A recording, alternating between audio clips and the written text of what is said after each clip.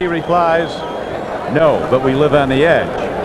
Right now, it'll be the Raiders' Jeff Jaeger kicking the ball off. They met here a year ago. A shootout.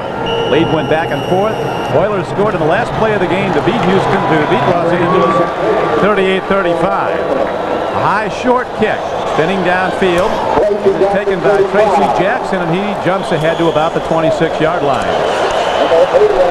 And here we go. It didn't take long. Markers in all over. Zeph Lee, one of the combatants. Johnson, the other. Kenny Johnson, number 22, is the guy that Jerry Glanville relies on to get down there and get everybody fired up during these special teams. He's been in the league a long time. He's played with Jerry down in Atlanta, and Jerry brought him here just for that reason, because he is a very courageous player, and Jerry said that's what it takes to play special teams. And now these are the two most penalized teams in the NFL, as you know, so we have flags early. Kenny Johnson. Gordon McCarter, the referee, has to sort this out. Personal foul, unnecessary roughness, number 53 on the receiving team. Flagrant foul, he is disqualified from the game. Eugene Seal is out already. He's the man that recovered the fumble in the end zone to help the Oilers beat the Bengals on Monday night. This is a big loss, Don. Big loss. I mean, right at the outset of the game, Eugene Seal, one of the major players on the Houston Oilers team, and especially one of the major players on the special teams. I guess these referees are trying to set the tone right now that we are not going to stand for this, and they get rid of a player right at the start of the game.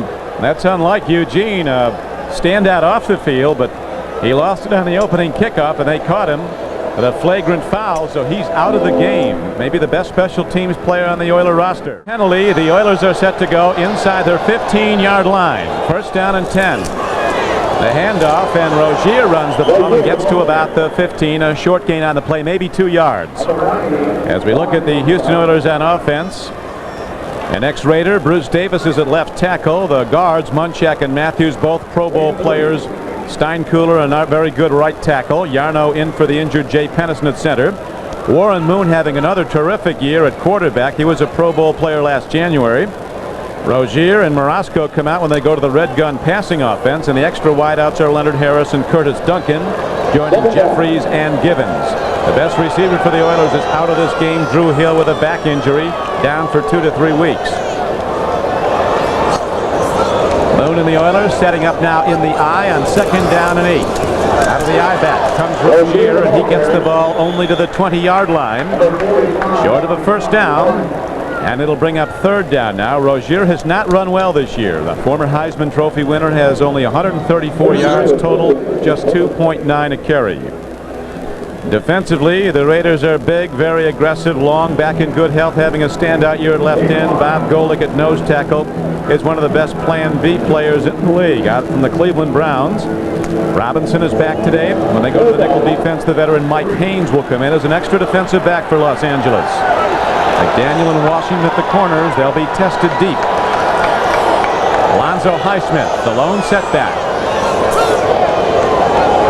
3rd down and less than 3.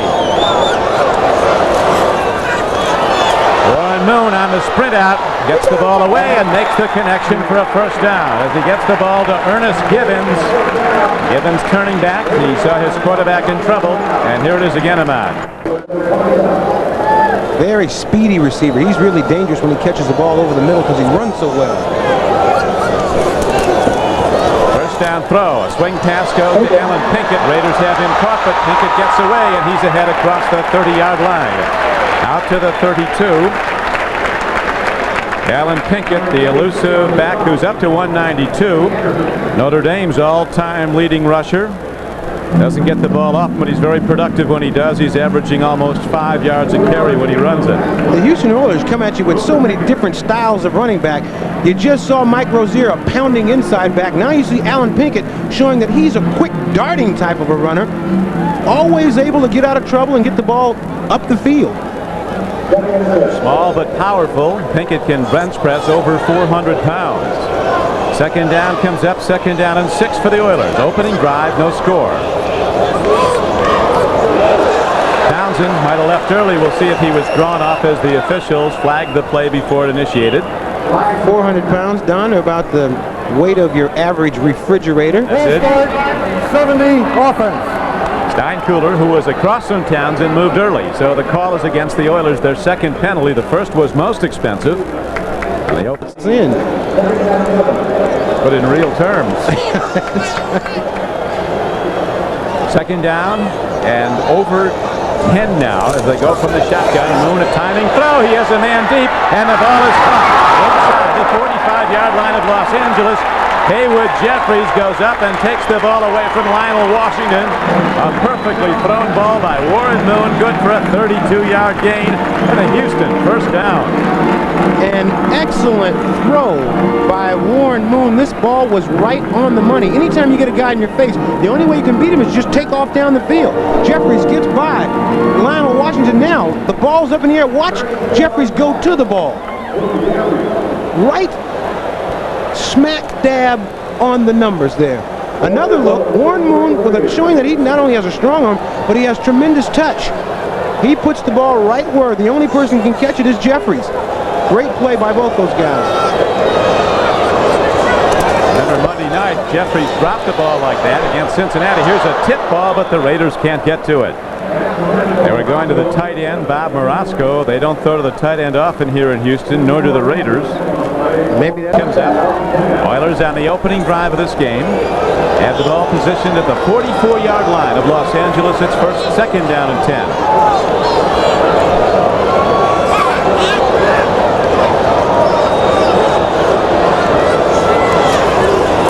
Big rush by the Raiders. Moon stands in. A penalty marker goes down as Moon heads for the sideline, and Mike Caines gets a shot at him before he goes out. Could be a holding call against the Houston Oilers. It looked like George Yarnell, number 66, was saying that he didn't hold. That usually means that the guy did hold, but let's wait and see. I may have mentioned the wrong fella too soon. Personal foul. Illegal head slap, number 75 defense. Penalty assessed 15 from the dead ball spot. First down. George Yarnell, I am so sorry. Higher from now on. Knockout punch. And downfield go the Oilers on the penalty. They have the ball close to the 25-yard line. Moon looking to throw again. Stands in, takes his time, and that time a tip ball off the hands of Jeffries. So he caught one and then dropped one. Mike Harden contending for the ball on the play for the Raiders. Warren Moon has such an easy release that you really can't tell how hard that ball is coming. But he put that ball right on top of Jeffries, and Jeffries did a good job of keeping it from getting intercepted. As he knocked it up, then he knocked it away from the defensive back. New England scoring 3 late touchdowns. Comes from behind to lead Buffalo. I'd like to welcome those who've been watching San Diego and Pittsburgh. Right now, the Oilers have the ball, second down and 10. No score opening drive. 10:47 to play in the first quarter. Moon with time, an open man, but he throws to the wrong side of Ernest Gibbons, and it's incomplete. Almost a 6-point hit. The Steelers rallying on the 13-yard line.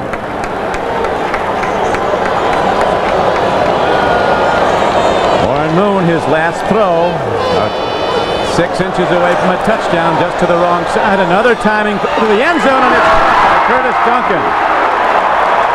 Harry McDaniel was defending, but there are markers down on the field. And we got an offsides on the Raiders. Therefore, I think we got 93 defense, penalty decline, touchdown good, get off the field. Later was outside, the play goes, and it's a touchdown. Warren Moon to Curtis Duncan, and the Oilers are on the board 6-0. Greg Townsend, one of the premier pass rushers in the league. Just pick yourself from the defensive back. Well, it worked. It went for 6. Curtis Duncan with his 3rd touchdown reception of the year. Extra point is drilled up and good by Tony Zendejas. And the Oilers, on the opening drive of the game, take it down the field on an extended drive with the touchdown throw. Warren Moon to Curtis Duncan for 25 yards, and Houston has a 7-0 lead on the Raiders. Almost 7 yards a run is Bo as the kickoff by Zendejas is hit hard downfield. Stephon Adams at the 2-yard line. He's up to the 20 and the special teamers come in and sweep him under. And markers go down all over the field again. Kenny Johnson is a great special teams player. When I came in the league, he was a defensive back for the Atlanta Falcons. He was about 150 pounds. Now he's up to 195 pounds, and I mean, he shows tremendous. He goes in motion on the kickoff. Holding, number 88 receiving team during the return. 10-yard penalty, 1st and 10. He starts on one side of the field, takes a running start in motion, and then flies down the field. Holding on number 88, Ethan Horton, used to be a running back with the Kansas City Chiefs, and now Al Davis making him a project. They're trying to turn him into a tight end. Well, I work with Todd Christensen. Ethan Horton was a highly regarded running back out of North Carolina. He was one of the top draft choices in the league. 15th player picked overall in the first round by the Chiefs in '85. And he's gone to tight end with the Raiders, who got him as a free agent. Beuerlein back in at quarterback after missing 2 games with a strained knee. Jackson breaks it, and he's out across the 20 and out to the 22-yard line. First carry from scrimmage, and Bo Jackson's ahead for 13, almost 14 yards. Bo Jackson is in the hole and on you so fast that you can't hardly react. I mean, he just explodes out of that back. He's got those small little choppy steps. Watch him take this handoff, and the next thing you know, he's in the secondary. He is full speed right now and just runs over Donaldson. Everybody trying to get a helmet on him before he gets to the ground. Jackson well over 100 yards in his last 3 games.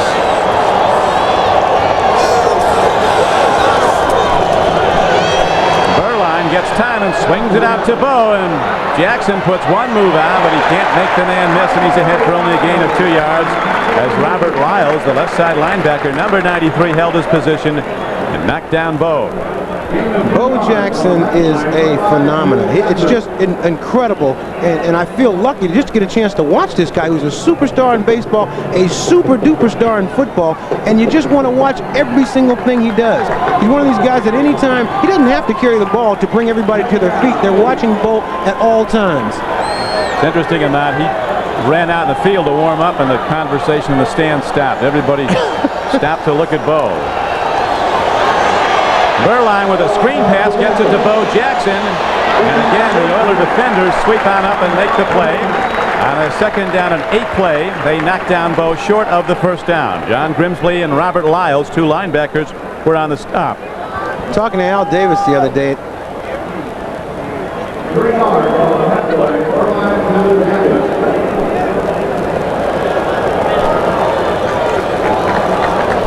Miami rallied to beat Dallas today, 17-14. We'd like to welcome those of you who've been watching that game. We're at the Astrodome in Houston, Texas, where the Oilers took in a 7-0 lead on a 25-yard touchdown throw on the opening drive. Warren Moon to Curtis Duncan. Now the Raiders have a 3rd down and 5 play coming up. Steve Beuerlein looking to run, and he falls ahead well short of the 1st down. Still troubled by the strained knee. They don't want Beuerlein running. That time he had to. Eric Fairs and Steve Brown hemmed him in, knocked him down. And there's also a penalty marker down in the Raider backfield. Holding call against Los Angeles. Number 60 on the offense, penalty decline, 4th down. This is something that they don't want Steve Beuerlein to have to do. Beuerlein looking to try to find a receiver open downfield, can't find anybody, and just takes off on a scramble. You got a bad knee like that, that is not a good idea to run that ball too many times. Jeff Gossett, punter for the Raiders. Kenny Johnson, the return man back for the Oilers. A well-hit ball by Gossett, who was a former Houston Oiler. And the ball is taken on a fair catch at the 26-yard line. So the Oilers are set to go on offense their 2nd time. Now to NFL. Bob, Houston up 7-0. Warren Moon set to direct the Oiler offense. He's thrown the ball well. Hit 4 of 7 throws in that opening drive for 67 yards. The last for 25 yards in the touchdown. Warren Moon swings it out. The catch is made as he gets the ball out close to the 35-yard line. Alan Pinkett out of the backfield. Eddie Anderson on the tackle Warren Moon hit just as he released the ball. He missed the game with the Raiders last year with an injury. Greg Townsend put a little lick on him just to let him know he was around just as he let this ball go. An excellent job by Warren Moon finding an open receiver. But it's just as soon as he looked out there to that outlet and threw the ball, Townsend was on him. See, there he finds it. There's the hit. So a little love tap, let him know he's around. That's all. Second down and 3 comes up now for Houston. Lightning throw, and coming back to make the play on the ball is Ernest Givens. It looked like it might be intercepted the way it was floating in, and Givens, so very quick, darted back, made the play. It's a first down for Houston as he catches it again on Terry McDaniel. Shades of Fred. Givens beat him to the ball. First down, Houston.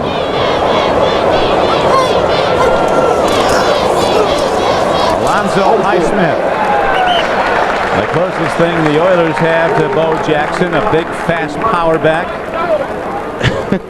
That would like to carry the ball 20 times a game, but in this offense, he only gets the...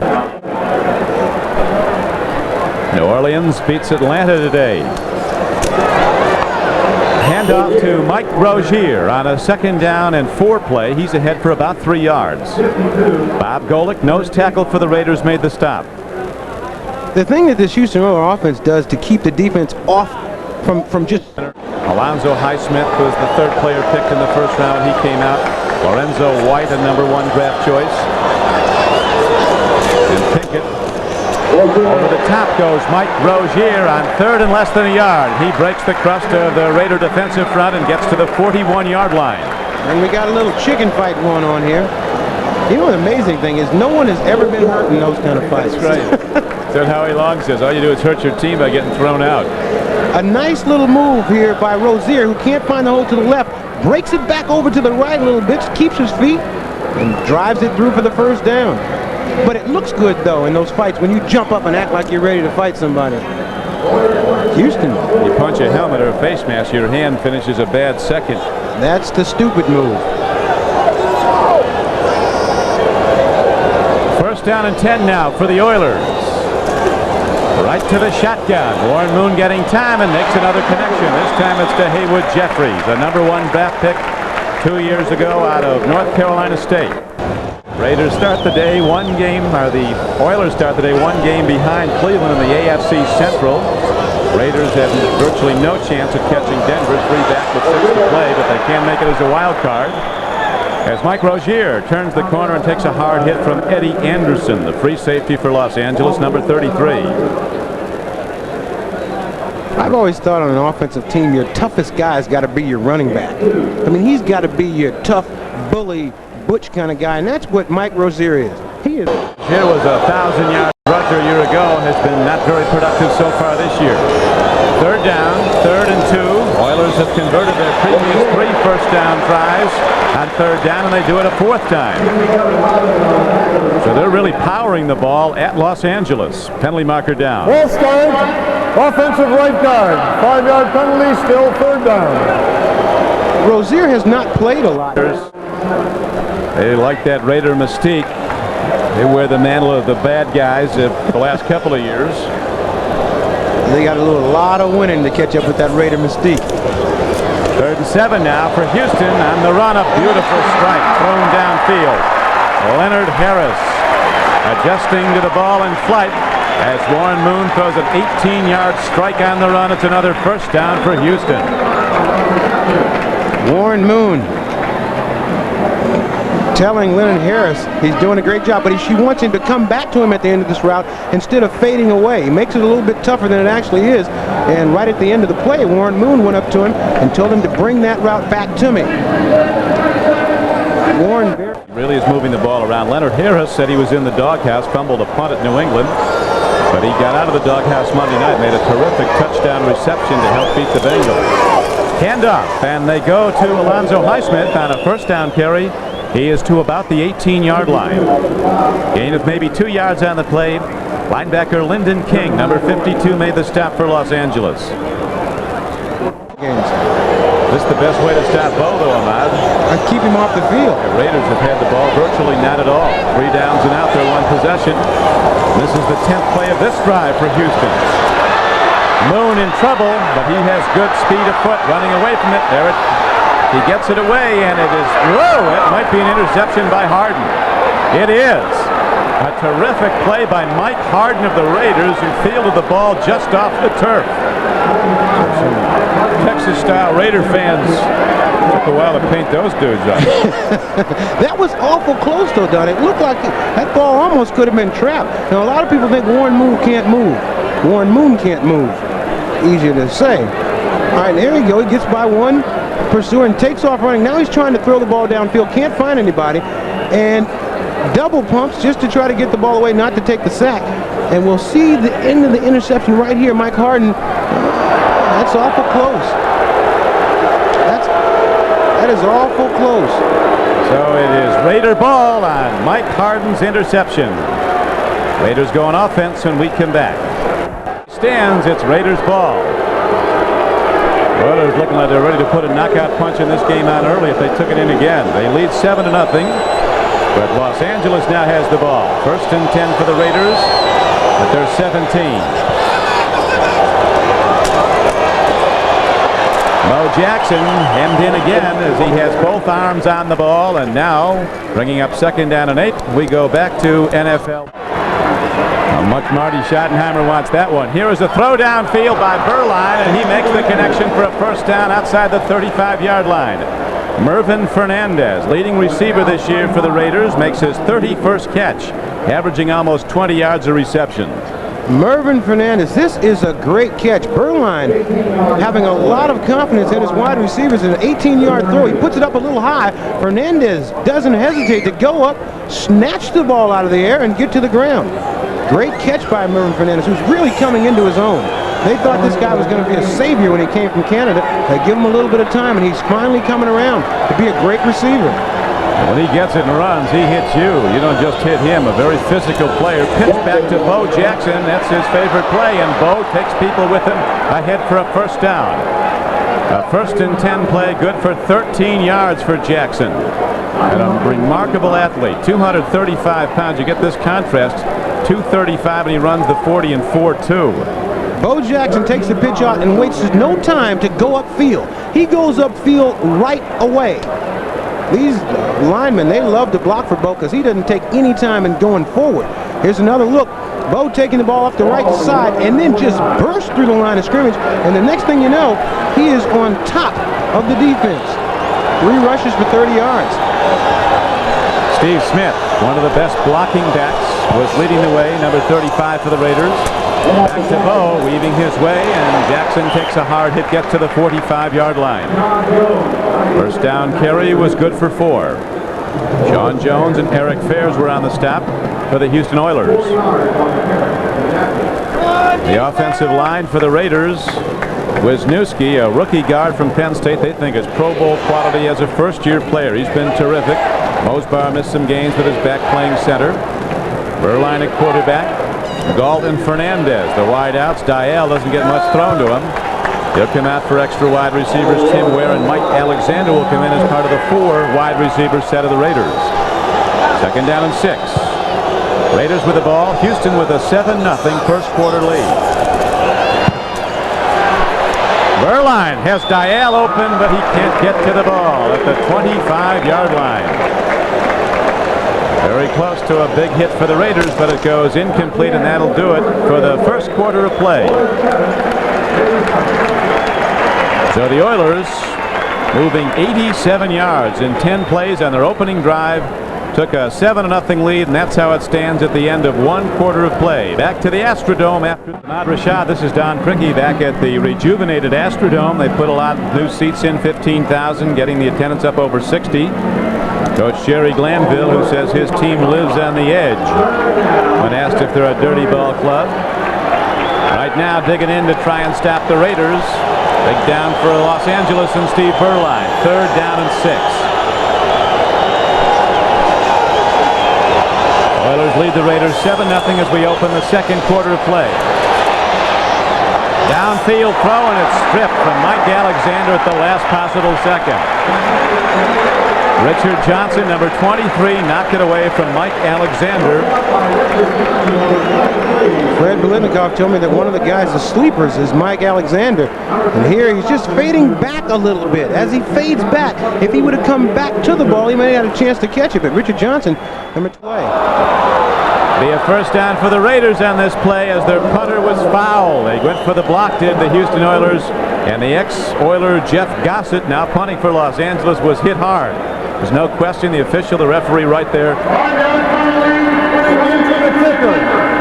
The penalty does not make it a first down. It will still be fourth. That's right. It's not enough to make it a first down. Where their position, they had 4th down and 6, and that's a 5-yard penalty. Now, one of the reasons that they say that kickers are strange people, if we can see this again, Gossett jumped up and celebrated after he got knocked down. Very happy about the fact. Interesting, though, the Raiders are sending their offense out. They'll have about a yard to go.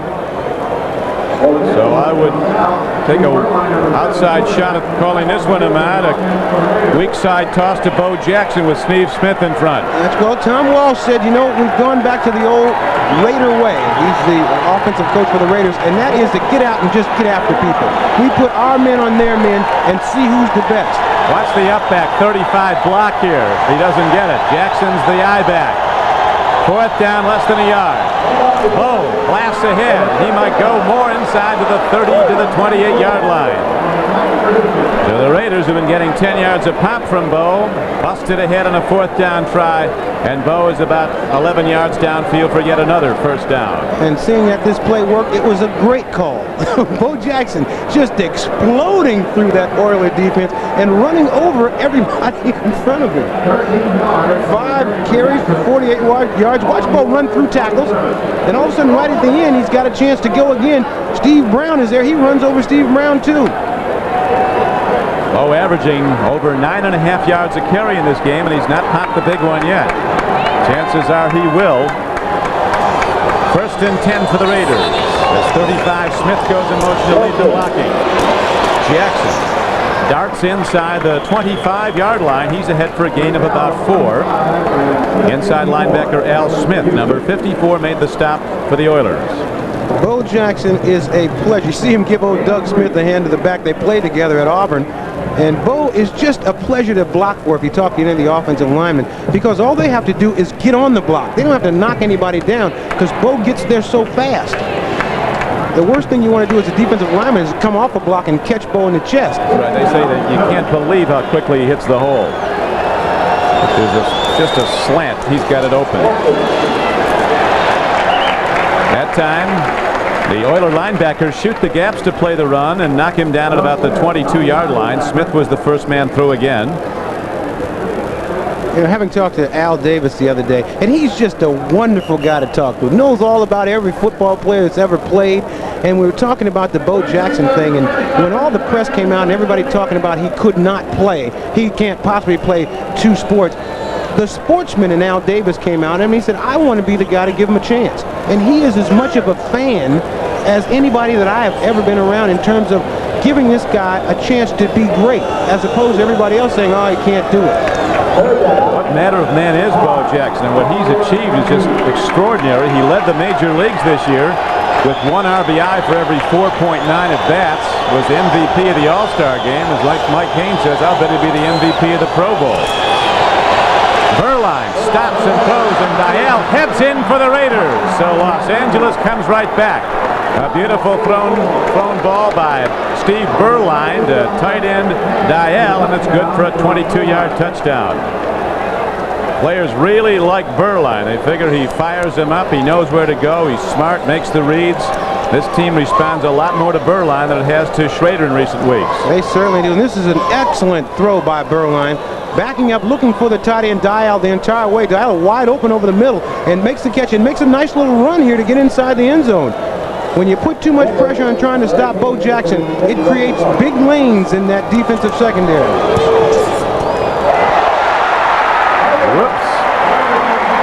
Raiders put the excitement back in the extra point. They hit the upright, hook it into it. The kick by Jaeger. I think we're going to kick it again. The Oilers were offside. They'll get another shot at it. I bet he can't do that again. Hit that pole and it bounced right back to him. He caught it. Trick shot. But Schrader has had one sensational year at Washington when he threw for 4,100 yards and went to the Pro Bowl in '86. Offside. Defense. Retry. He might be better off him now with the pressure off him now. He'll come off the bench somewhere between now and the end and maybe get back into his top form. He's just been way off form in the recent games. It's a good situation if the quarterback is able to accept the fact that he's the backup quarterback, and anytime he gets a chance to play, he's got to be ready to go. Jim Plunkett did that better than anybody I can ever remember. A number of times he did it. Was on the bench, came back to start. Well, what about they give Jaeger a second chance on the penalty against the Oilers, and that is good for a tie ball game. It is a 7-7 game, 12:21 to play in the first half. On from high atop the Astrodome, Al Davis has to be well pleased with the work of Steve Berline, the young quarterback who just made the hit to Mike Dial for the touchdown, tied the game. It's interesting about Bo Jackson. Art Shell says he hits home runs for us too, and do you think he's going to hit one today? They think he's going to go the distance every game, I think, I just have not seen anybody that has this effect on everybody that he plays against. You talk to baseball players and they are in awe of Bo Jackson. You talk to football players, they are in awe of Bo Jackson, and I think the entire country in terms of sports is in awe of Bo Jackson. That was Mike Dial's first touchdown. To the adjustment. And he said, what adjustment? I said, I mean from baseball to football. He said, what adjustment? Yeah, he had a week and a half off. He said, everybody said, how can you do it? He said, I don't know what to do with my free time now. So we got football. Number 88 receiving team during the return. Berhalter. After distance penalty from the dead ball for the spot. penalty. You know that he can break a bat over his helmet has to be strong. That's the first thing we know. He did that about 4 times last season.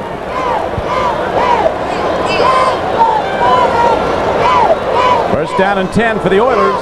Ball at their 5-yard line. They try to get some room. Alan Pinkett tries to get him out of jail, but he only got a yard. Now back to NFL Live in New York. There's 32-31. Back to Don and Ahmad.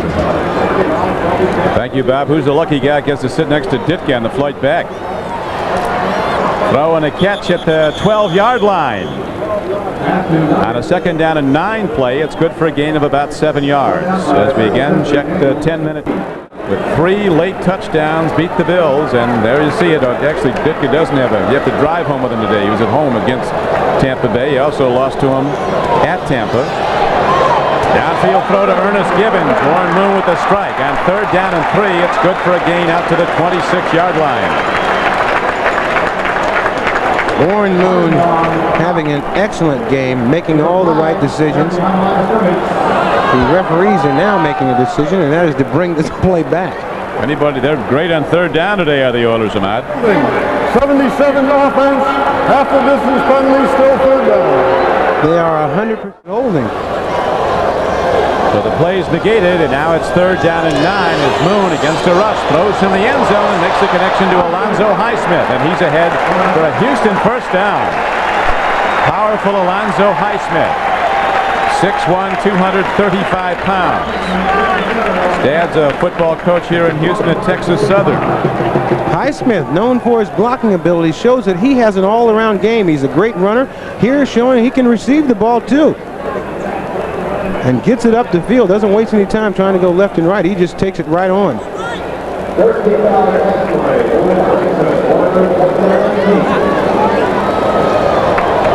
Oilers with a little more room to work now. Starting at their 5, they go back to the run. Rozier at 5'10", 200 pounds takes on Raiders and butts them back.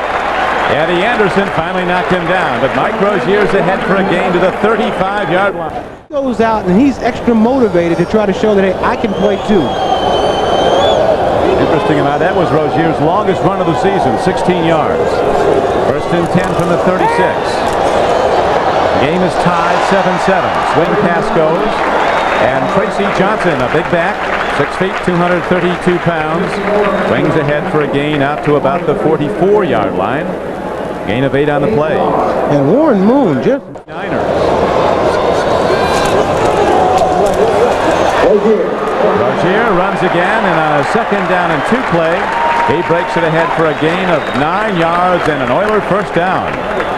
So the Oilers really getting off the ball on offense with Yarno at center, Munchak and Matthews their Pro Bowl guards, Steinkuhler and Davis the tackles. Bob Golick shaken up. And Golick is a player that came over here to the Raiders from Cleveland. I think he's already shaking his head saying, yeah, I'm fine. But he is a guy. Lift the gear down for the moment. We're back and set to go now. It is 1st down and 10 at the 47-yard line for the Oilers. Game tied, as you see, 7-7. Don Criqui with Ahmad Rashad as Warren Moon eludes the rush. Got away from Davis and then grounds the ball. They rule it's a legal forward try. There was a receiver near the ball, Haywood Jeffries. What a contrast in this Houston Oilers football team. They are wild and crazy and like they hit everything moving, but their quarterback is a very analytical, intelligent, I mean, just a great boy, soft-spoken guy. He's so different from the head coach and the rest of the team, but boy, he is excellent.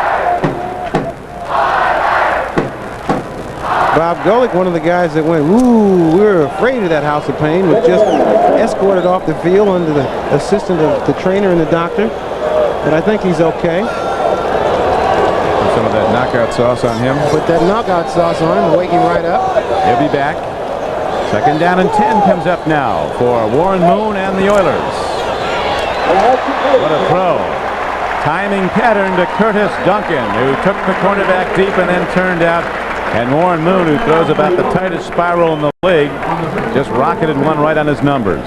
Throws the prettiest ball in the league. Now, when you talk about a quarterback throwing the ball and guys say he threw it on a rope, watch Curtis Duncan make this out move and watch the way that ball gets to him.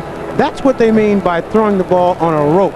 That's about a 35-yard throw straight across the field, and Warren Moon threw it like he was playing catch in the backyard with his son. Just effortless. That was about 35 yards in the air, 15 yards downfield for a first down.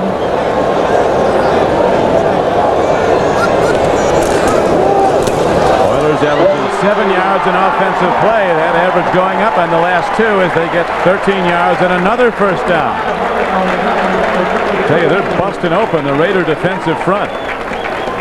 And you can credit a little bit of this to Bo Jackson.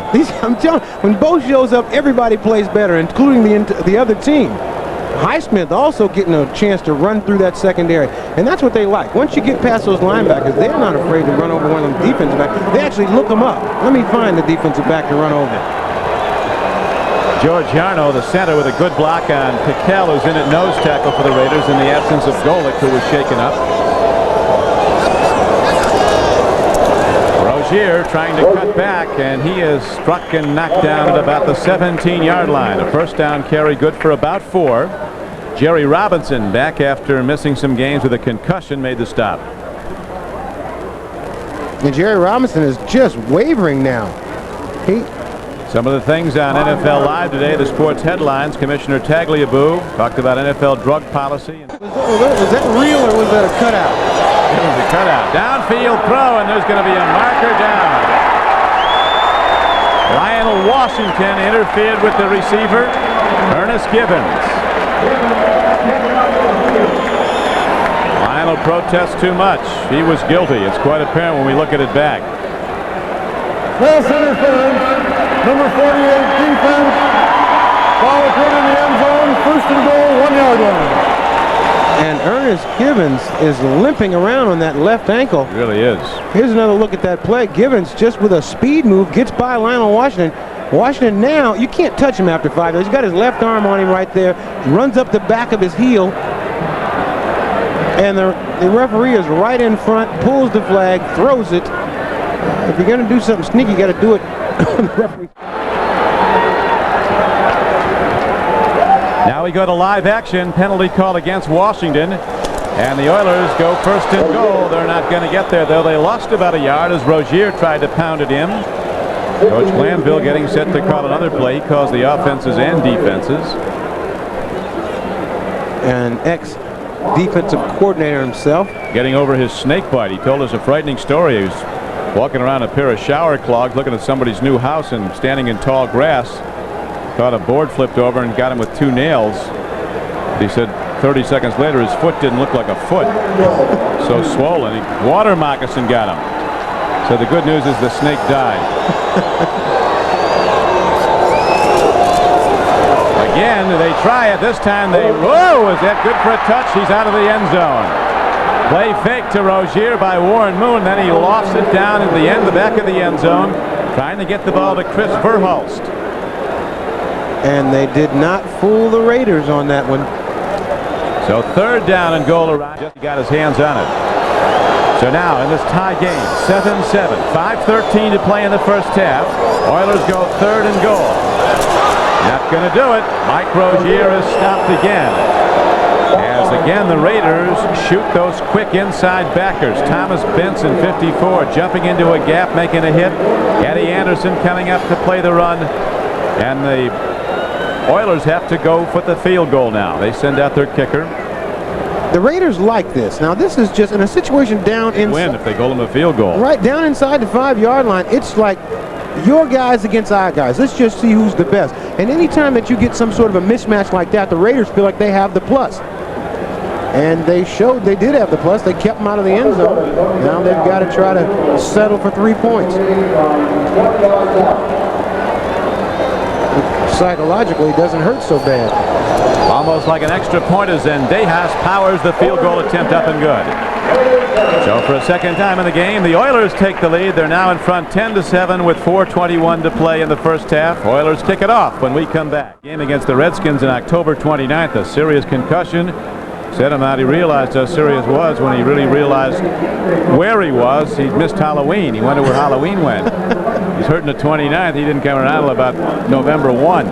Well, he just took a major blow a minute ago and appeared to be knocked out, but he would not leave the game. He is a tough player and one of the heart and soul players of this Raider defense.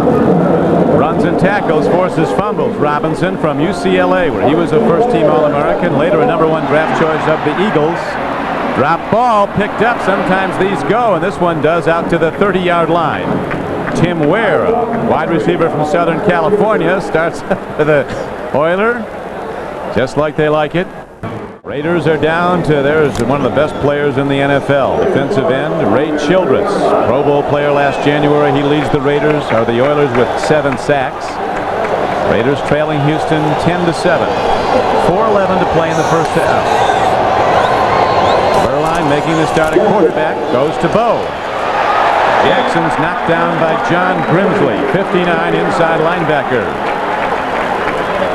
John Grimsley, just an intense linebacker that goes 100% every single play. Talked to Floyd Reese, his coach. I talked to Floyd Reese, his coach. He said he's just like Scott Studwell, a player that I played with in Minnesota, that just is tough as nails. Here, Childress keeps him on the line, and all of a sudden Grimsley comes in, gives Grimsley the ability to just make a straight shot at Bo Jackson. So it's nice to be able to play behind a guy like Ray Childress, because the offensive player never gets any depth and lets you roam behind the line of scrimmage freely. This is the first time Bo has played against the Oilers. He's run 8 times for 54 yards. Here's his 9th.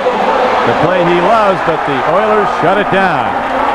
Johnny Meads, number 91, reading it all the way, gets Bo in the backfield for a loss. So a 2nd and 8 play now becomes 3rd down and about 13. The Bears for a second time this season. Possible upset in Candlestick, although a long way to go. Packers up on the 49ers by 7. Berline with penalty markers down, fires on the run to Mervin Fernandez, who makes the play at the 36-yard line and dives down to the 33. Oilers say the call will go against Houston, and it does. It's offside in the Raiders. I think the right tackle moved just a little. Bruce Wilkerson looked like he moved a little bit before the snap. Illegal motion, number 68, offense. 5 yards, repeat, 3rd down. He called it on 68, Bruce Wilkerson's. Bruce, where you see him just rocking back on his heels just before the ball snapped, and the referee right on top of that throws the flag, nullifying a pretty good play by Mervin Fernandez. 40-yard catch. Nice throw also by Berline. Berline has thrown for 6 touchdowns this year, the last to Mike Dial. 22 yards to tie the game. It's now 10-7 Oilers. He's only been intercepted 3 times. Third-year player from Notre Dame. Beuerlein with the deep drop. Gets time and throws downfield. It's incomplete. At the 42-yard line of Los Angeles, Mike Alexander was going for the ball. Steve Brown was defending.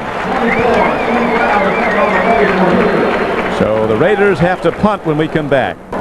At halftime, we'll go to Bob Costas and O.J. Simpson in New York, NFL Live. We have 1:58 to play in the first half. Here at the Astrodome, Don Criqui with Ahmad Rashad. It is 10-7, the Oilers over the Raiders. Beuerlein back in at quarterback. He has to go off the field now as they have 4th down coming up to the Raiders. 4th down and 17. And their punter, the ex-Oiler, Jeff Gossett, is back on the field. The Raiders could be in some trouble here the way that the Oilers have been playing. Warren Moon has been picking them apart. Very sharp. 2 minutes left to go. That's a lot of time. Kenny Johnson is back deep for the Oilers. Gossett hits a beauty, a long, towering spiral. Their catch made by Johnson at the 25-yard line. 52-yard punt by number 6, Jeff Gossett. Next Sunday, join NBC. Starting a quarterback controversy in Buffalo, Don? Then a few of the Raiders. Here's a bad snap to Warren Moon, and he does very well to fall on the loose ball.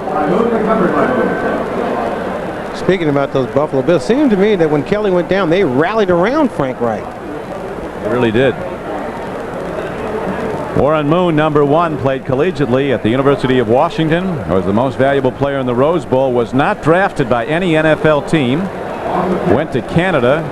Quarterback 5 straight CFL championship teams. Was MVP in that league. Now he's knocking down a cool $2 million a year. Is one of the best in the NFL. Here's a perfect strike, but a hard hit separates the receiver Curtis Duncan from the ball. And a penalty marker is also down at the line of scrimmage.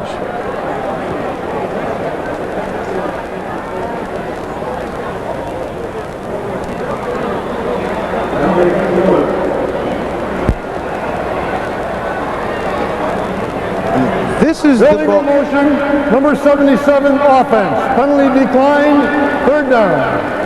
just moving a little bit too soon, but this is a ball. You know you're going to get hit on this ball, so you might as well catch this ball because you're going to get hit if you don't catch it anyway. So you just take that lick for nothing. That's one of those things. Every receiver in the National Football League, there comes a time that you're going to get hit regardless, so you might as well catch it.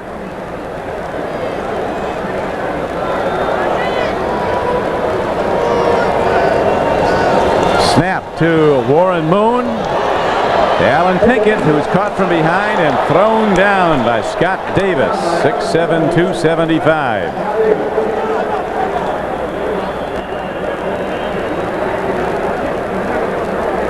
A rather interesting development at Cleveland. They played a full period of overtime football, full 15 minutes. Nobody scored. So as they say, a tie is like kissing your sister, but that's better than kissing your brother. They both come away with a half game won and a half game lost. Kansas City 10, Cleveland 10. That was a perfectly set up screenplay. One man killed it. Number 70, Scott Tough. Oilers open the scoring on a 10-play drive. Warren Moon to Curtis Duncan. Touchdown from 25 yards out. It was 7-0. Beuerlein came back and hit Dial on a 22-yarder for a Raiders score. And a field goal by Zendejas makes it the way it is now, a 10-7 game. Long punt downfield. Stephon Adams running it back. And he's to the 41-yard line where Los Angeles goes on offense, 1st and 10 with 65 ticks left in the second quarter. I guess still not sure when Marcus can come back with that knee problem. He said he'd be available next week. Next week he's going to be in uniform, huh? He didn't know if he'd be in uniform, but he's eligible to come off next week. Beuerlein on 1st down from the shotgun, stands in, throws a hard ball over the middle of the field, trying to hit Vance Mueller, who can't get to the ball. It'll be 2nd down and 10. Bubba McDonald. Come out of there at least with my life. Jeff Donaldson was waiting for him. That's got to be your first objective. Live through it. Beuerlein, 2nd and 10. Whoa, a free tip and an interception. The ball is picked up by Tracy Eaton. He's on the run, lateraling. They go to the option play, and from behind, a hard stick is put on Donaldson, the free safety who ran it back on the pitch. But with 41 seconds to play in the half, a tip ball is an Oiler interception, and now the Oilers have 41 seconds to work with. Colorado Buffaloes do that against Nebraska, that open field pitch. Warren Moon rolling out on first down. He throws a strike to Curtis Duncan, and he darts out of bounds just short of a first down, stopping the clock. Well, the clock never started on the play. Nice to have a hometown score timekeeper. It's still at 41 seconds. The tough thing down on interceptions is that offensive players don't do any tackling. They haven't played. A major mistake there. They never ran any time off the clock on that play. It had to take at least 6 seconds. Still 41 seconds left. Handoff up the middle. Look at Alonzo Highsmith. Bust it down to the 15-yard line. Now the Oilers call a timeout, and the clock is stopped with 34 seconds. They never ran any time off on that first pass play. Break for the Oilers. His condition will be reevaluated at halftime. Ernest Givens, now we're told, has a slight ankle sprain. Slight, the most overused word in football. Warren Moon takes a look, goes to the end zone, and an interference call goes on the defender, and the one official coming from way off the plate threw a flag. Another right on top of it never threw a flag. Ruled it was incidental contact. Now a holding call is signaled against the Raiders. Holding, number 22, defense. In the end zone. Not yet. They still have 30 seconds left on the clock. First down and 10 from the 10. Moon throws it in. He's got an open man. Touchdown. Leonard Harris with the reception.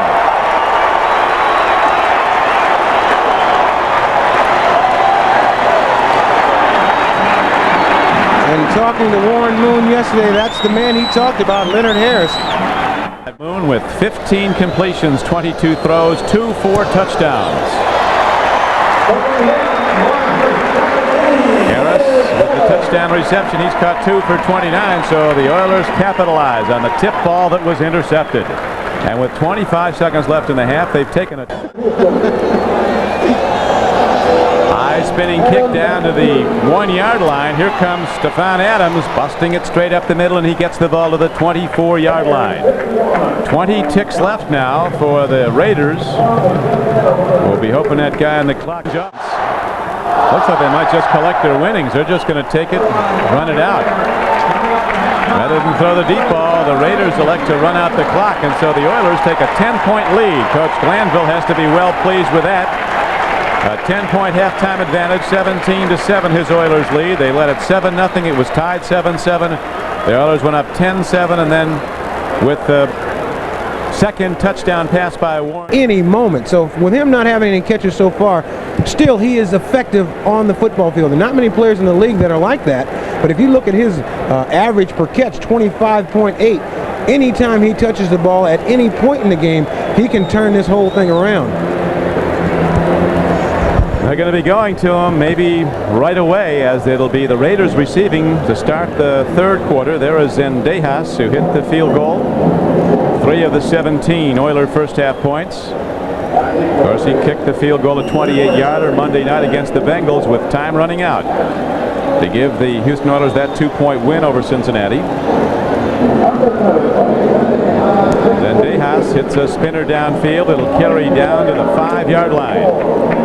Running it back from there, it's Tim Ware who breaks it for the moment. And do the Oilers have it? It looks like they might. Ware coughed it up, and the Oilers have the ball. Number 22, Kenny Johnson, is a big play player.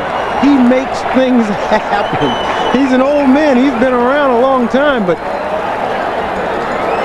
the ball is coughed up, and who is right? Johnny on the spot?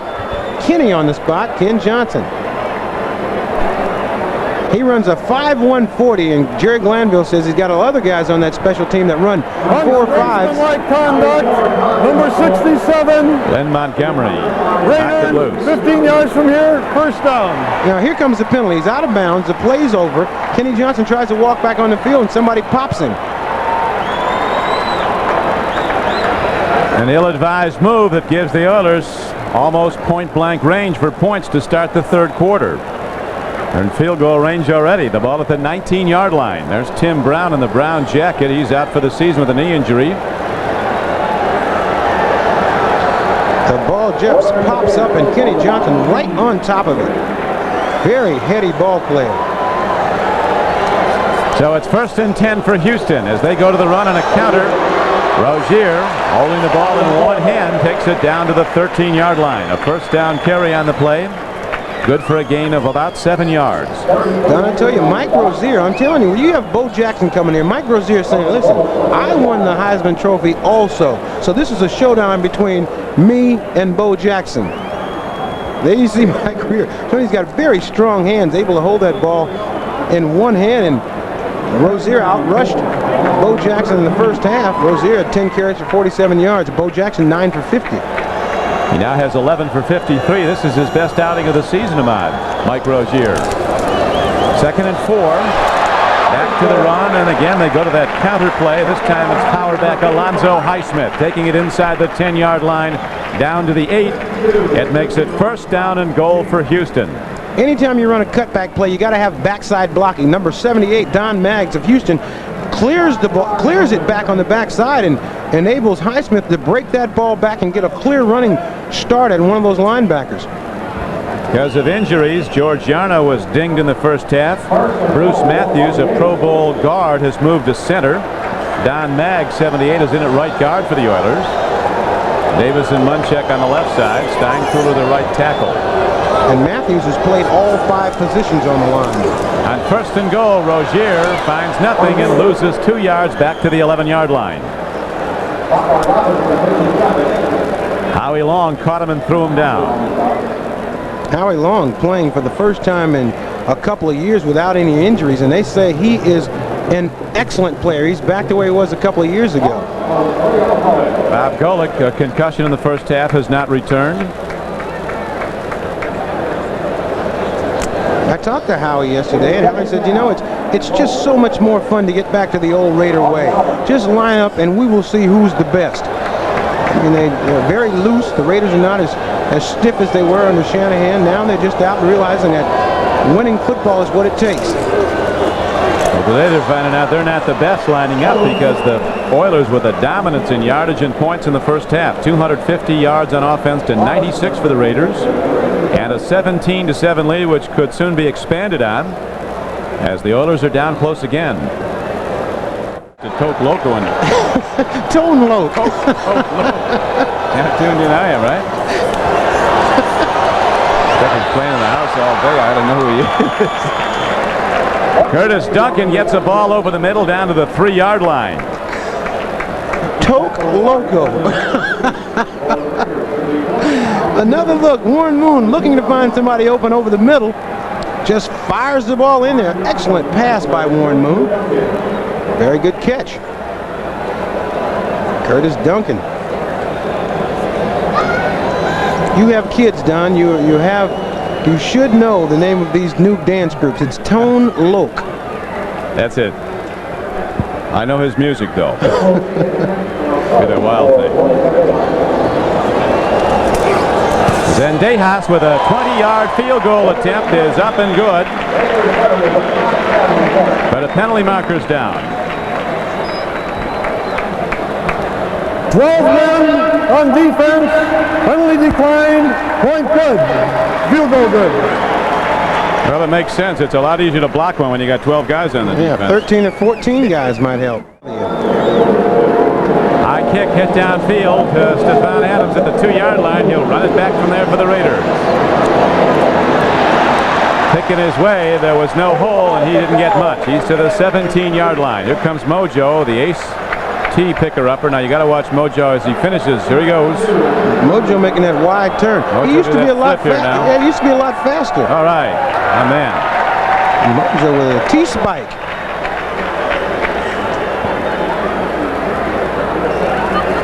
They have this crazy George in the stands beating his drum for. Didn't he used to be up with the Raiders in Oakland? He was also at Minnesota. I mean, have money, Crazy George will show up.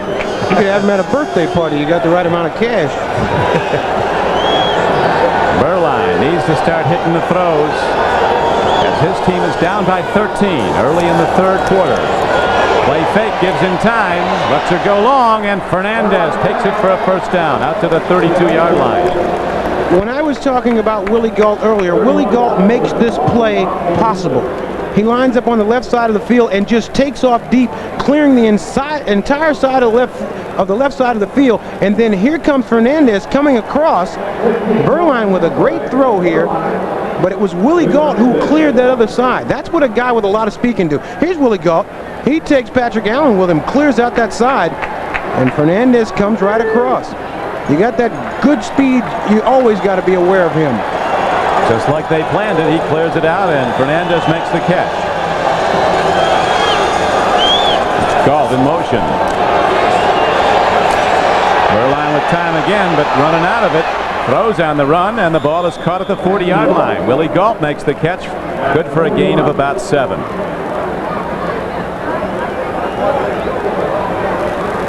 Giants extend their lead over Seattle to 12-0 in the third quarter. Packers and 49ers tied in the third quarter at Candlestick. Rams blowing out the Phoenix Cardinals. Rams back in form. They had their little dip in the middle of the season, but if you're going to have one, you want to have it then. Between now and the end of the season is where the real playoff teams start to rise. Beuerlein and his offense set with a 2nd down and 2.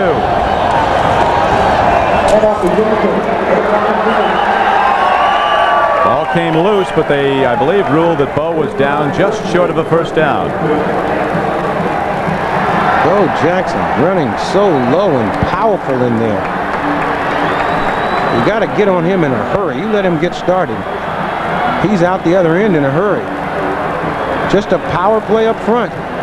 Just a matchup play. Give the ball to Bo Jackson. Let him just power in the middle. Ooh. The ball comes out a little bit, but Bo's right on top of it. Bounces down by his leg.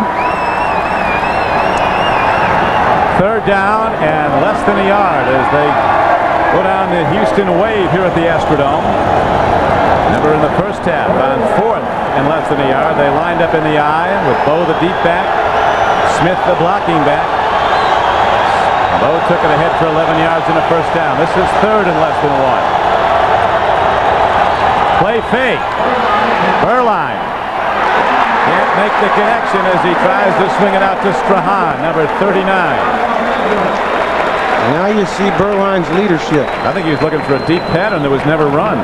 It was a great call. You just have to make the plays. Nobody ran a deep pattern. But those are the things that keep the offense going. You've got to make that play. And Beuerlein, very well aware of that.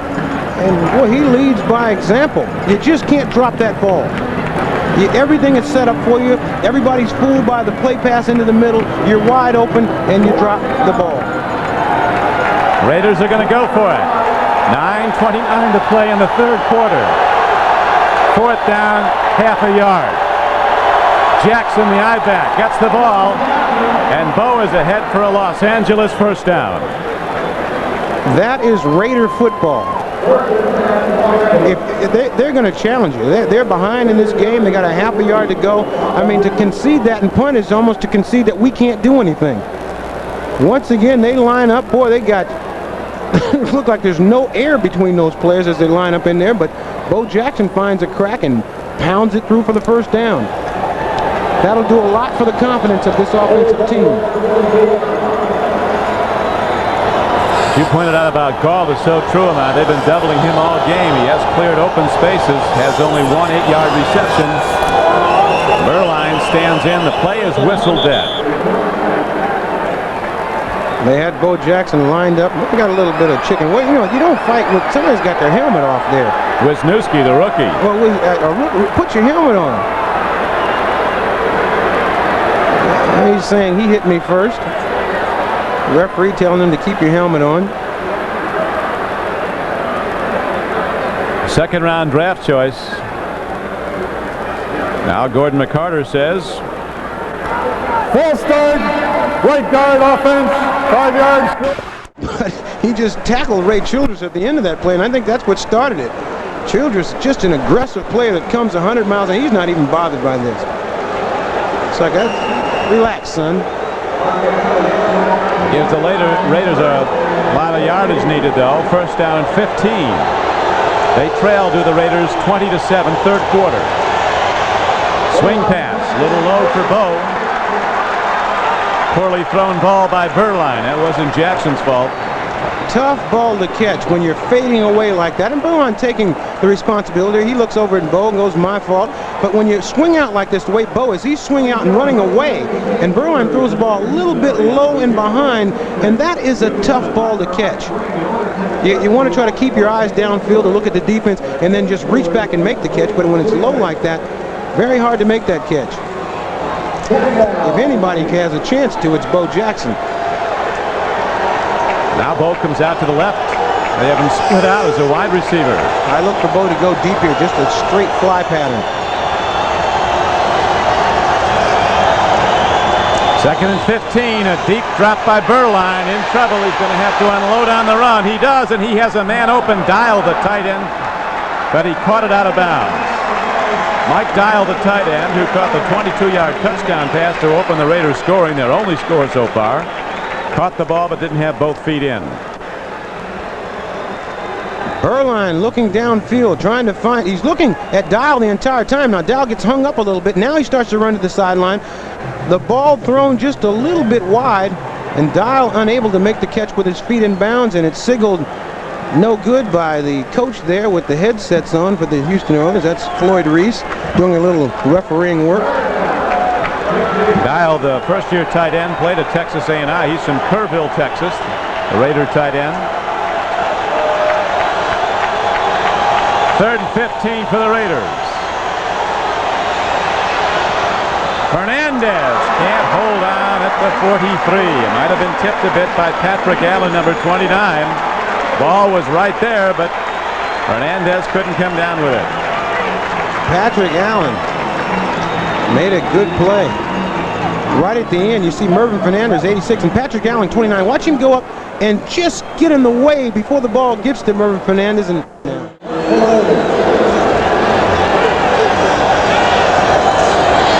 Gossett punts it downfield, a low punt that forces a fair catch, and then Johnson lets it roll, and the Raiders down it at the 33-yard line. So with 8 minutes and 9 seconds left to play in the third quarter, the Houston Oilers with a 20-7 lead take over the ball. Astrodome in Houston. Bo Jackson with 11 carries, 53 yards. At 48 in his first 5 rushes. In his last 6, they've held him to just 5 yards. Howie Long, number 75, ready to dig in on defense now. The only Raider who was with the team when they played in Oakland. He was with them in '81. 9th year out of Villanova. Oilers in the lead, 20-7, and they go to the run, and there's not much there. The first down carry. Scott Davis throws back Alonzo Highsmith, 32. Now, I told you that Willie Gault does not have to catch passes in order to be effective. Willie Gault here cleans this area out. Vance Mueller cleans it out. Then all of a sudden, Mervin Fernandez will come in this area here where they've cleaned it out. When you got that tremendous speed like Willie Gault, watch him clear all these people out. He's gone deep. Here comes Fernandez across the middle, but Patrick Allen makes a pretty nice play just to get in the way and deflect that ball or take away some concentration from Fernandez, and he misses it. There's penalty markers on the field after the last play. A no yardage carry by Alonzo Highsmith. Howie Long, I talked about him being back at full speed. That last time he had a bull rush and just ran his man right back into the play. Howie Long, when he is healthy, there are very few that are better than him. 5 straight years Howie Long went to the Pro Bowl. Personal foul, unnecessary roughness, number 52 in the defense. After the play, 15 yards from the dead ball spot, first down. Lyndon King called for the foul. Raiders are self-destructing with some very inopportune personal fouls. Never an opportune one. And Art Shell, a little bit disappointed there on the side, but he is such a calm man. I mean, when they tried to go back to the old Raiders, they brought in the right person. He's a guy that everybody respects. He's in the Hall of Fame. He's one of the greatest players to ever play. And Lyndon King getting a penalty for kicking. put that Rydell on him. Yes, he did. The hitting surface.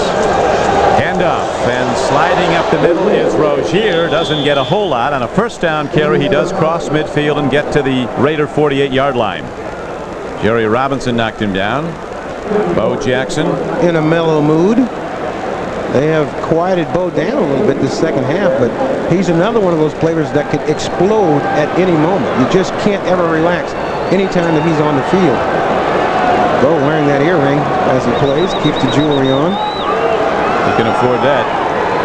240 million people in America, in a sports crazy nation. He's probably the most famous athlete now. And should be. Second down and a long 6 comes up, almost 7 for the Oilers.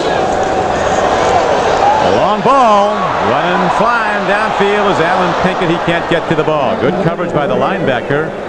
Thomas Benson, who was a Plan B free agent, was with New England last year. A very fast linebacker, as evidence there. That's what they like to do. They like to get one of their speedy running backs man-to-man on one of those linebackers and just see how fast he can run. Rams are rolling over Phoenix right now, 27-0 in the third quarter. Giants looking to go to 9-2. Niners looking to go to 10-1. Homer on the road. They're the most consistent team in the league. Good teams they play well against, bad teams they play well against.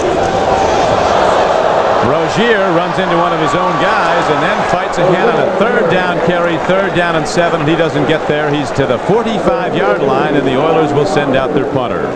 Thomas Benson on the tackle. Once again, Howie Long causing that play. He is just power rushing. You watch Howie Long, number 75. You'll see him coming to the picture. Rozier takes the ball. Howie Long just runs his man right back into Rozier, and Rozier does a fine job of just getting back up near the line of scrimmage.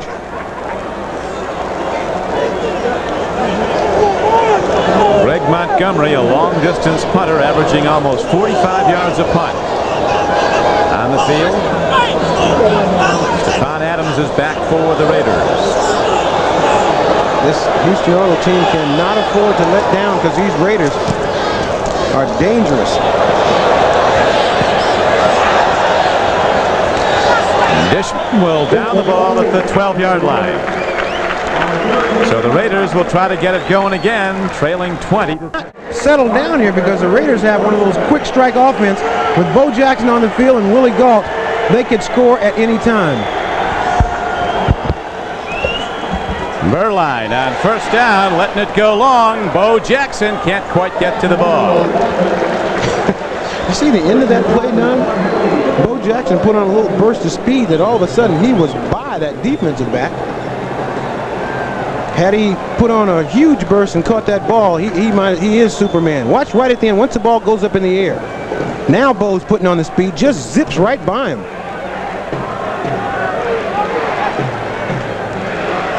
Trying to get Bo to get the big play. They've run the 33 pitch, the weak side toss to Bo 33 times in the last 3 games, but it hasn't been working much today. Berline fires. Fernandez holds on this time on a 2nd and 10 play. He's ahead for a gain of 20 yards and a first down. And talk about the Raiders repeating plays. It cuts down on mental errors. It's called execution. If you can execute the play perfectly, then the play's got to work. It doesn't matter. You don't have to trick anybody. Here's the play we've been talking about. Willie Gault lines up on the left side, clears out the middle, and then here comes Fernandez coming around behind him, right over the middle. Nice throw, too. Great throw by Steve Berline, and they pick up a big 20 right there. Raiders need a touch. They're down 20-7. 5 minutes to play in the third quarter. Last year was a shootout, back and forth, went the lead, 38-35. The Oilers won it in the last play of the game, and there's the first sack of the game.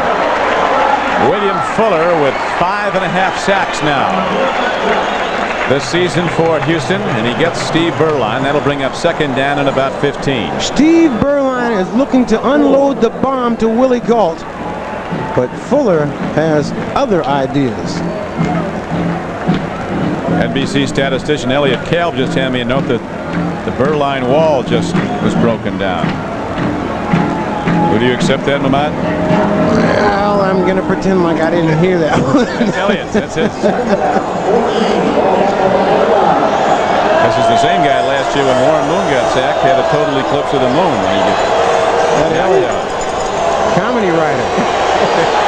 Here is Berline firing, and it's almost intercepted by John Grimsley. Running the out pattern. Grimsley covering it. From the University of Kentucky, John Grimsley, a very consistent player for the Oilers. And Berline here, this ball thrown a little bit underneath and almost picked off. But the interesting thing is Willie Gault has run a deep pattern every single play. I mean, just a speed burner. There's John Grimsley. Another big down arises for the Raiders, who have a lot of ground to make up, trailing 20-7. This is 3rd down and 14 coming up as Berline's in the shotgun.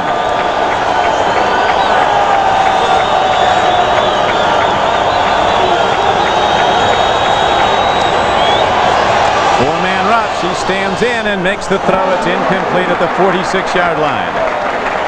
Almost caught by Vance Mueller. Came in a bit low, and the Raiders have to punt the ball.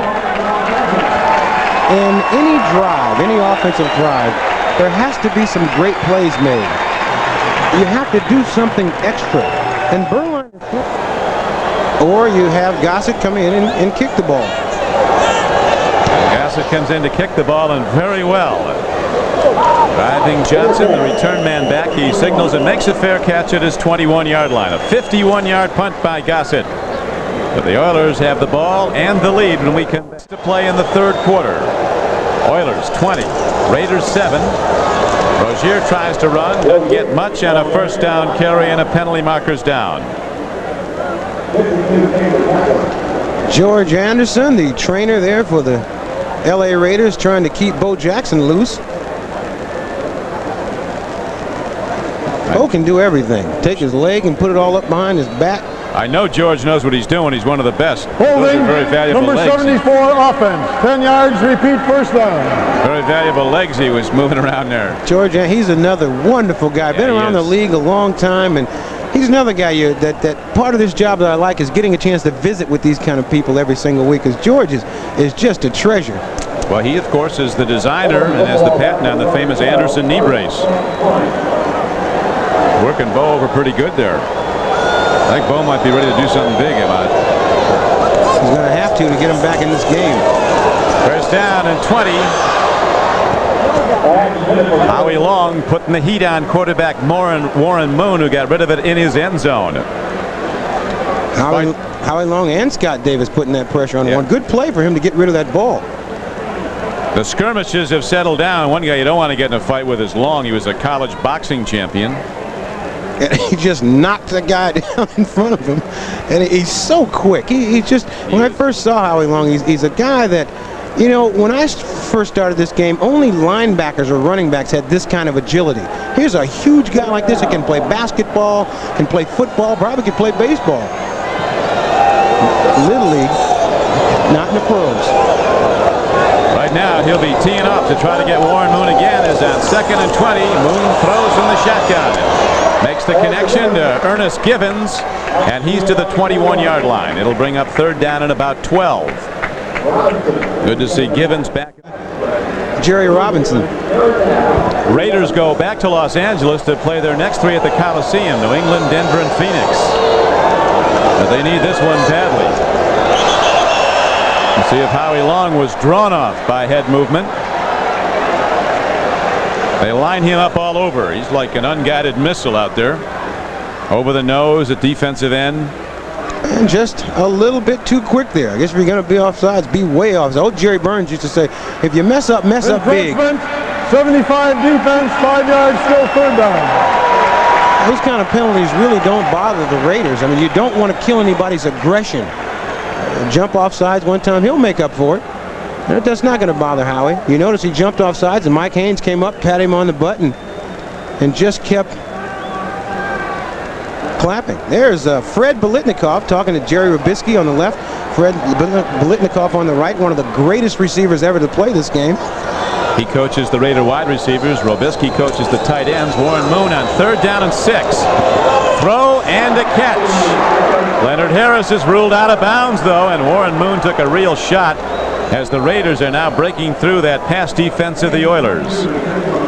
I think Warren was just a little upset that he threw the ball too far wide, because he popped right up after that. Warren rolling out here, lets the ball go. Yeah, he's all right. He's tripped down by Greg Townsend. I wonder if he takes any of that taekwondo or whatever. Townsend. I think he's a martial arts expert. Oh, he is. That was a nice little move there he put on Warren Moon with his leg. 3rd punt of the game for the Oilers. Montgomery, who hit a 55-yarder and a 33-yarder. Out of Michigan State, standing back at his 12-yard line. Unloads a line drive. Stephon Adams picks it up for the Raiders. Penalty markers down as Adams lost yardage on the return. They really missed Tim Brown.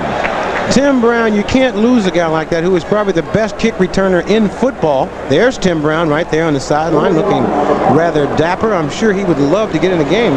They also lost Bobby Joe Edmonds. Illegal block in the back, number 92 receiving team during the return. 10-yard penalty, 1st and 10. Emmanuel King.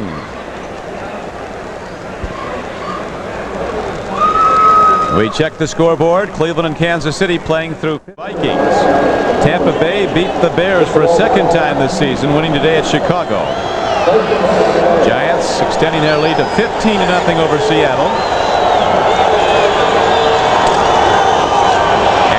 Straight up the middle, and the Oilers rush it down. Tonight on NBC, triple your fun.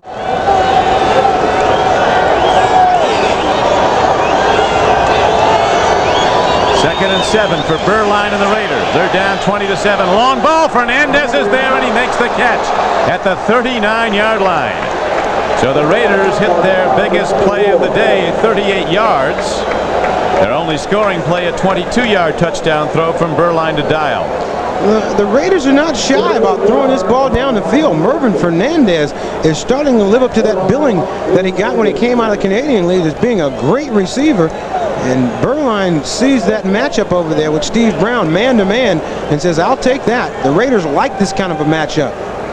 And an excellent throw by Steve Berline. Great second look. The executive producer of NBC Sports is Terry O'Neill. The producer of today's game is Terry Ewert. Director Ted Nathanson. 1:37 to go in the 3rd quarter. Raiders looking to get close. Pump fake. Penalty markers. Downfield throw, and it's intercepted at the 5-yard line. Let's see what the marker is. There's a marker down at the line of scrimmage.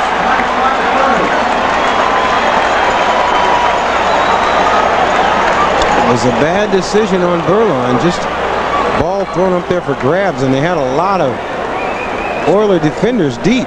Steve Brown was the guy who came down with it. Illegal motion, 34 offense, penalty decline, 1st and 10. Bo Jackson going in motion to the right side, turned up the field just a little bit too soon.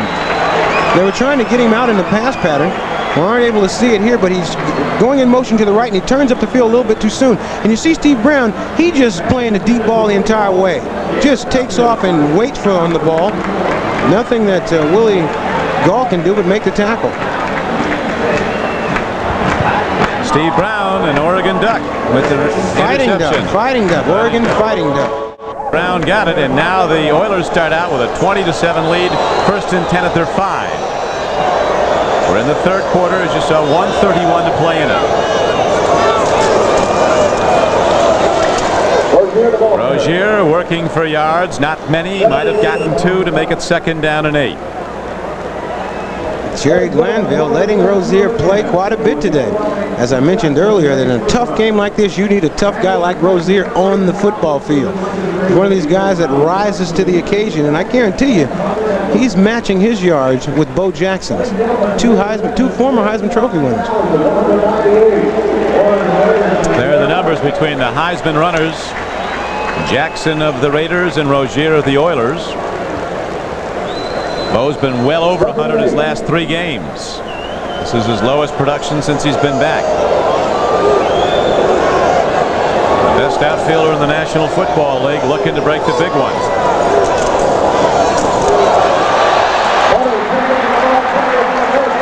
Alan Pinkett breaks it ahead, and it looks like he has a first down.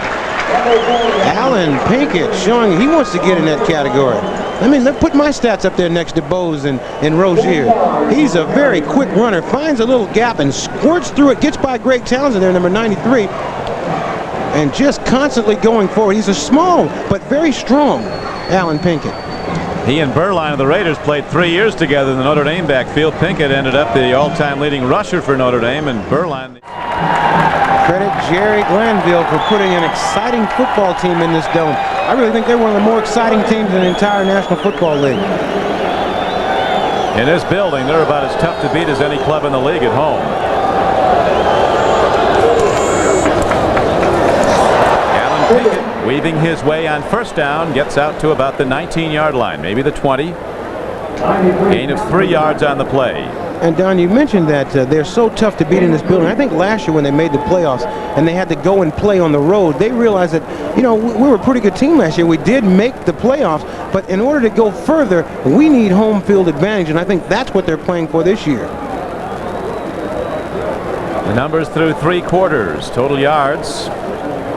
Raiders had a lot of yards in the third quarter to come closer, but 20-7 is the only number that count. The only number is 20-7. The Raiders trailing in this game as we're now opening the fourth quarter. First minute of play in it. Alan Pinkett getting a lot of work, but not much yardage. They'll bring up third down and about 8. The Oilers are going to have to get something going. You cannot relax on these Raiders because of their quick strike capabilities. Green Bay and San Francisco still tied up now in the fourth quarter at Candlestick Park. Green Bay back. Are they back? If they're not back, they're on the way back.